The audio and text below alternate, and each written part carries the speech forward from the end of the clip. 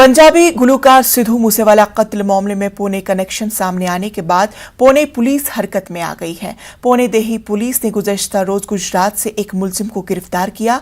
मूसेवाला कत्ल केस में बार बार नाम सामने आने के बाद कल देर रात संतोष को गुजरात से पुणे लाया गया।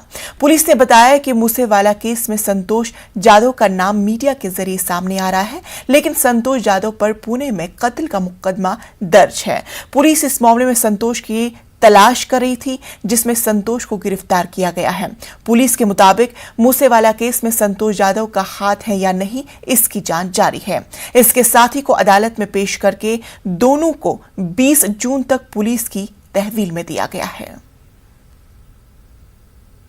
And then finally our team in Gujarat, they investigated, they searched and did so many things there, and then they were able to find out these two people there in Bhuj.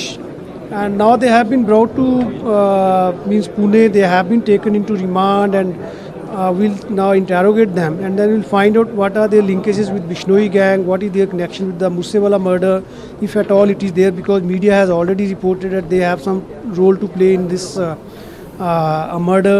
So that is subject to interrogation and verification.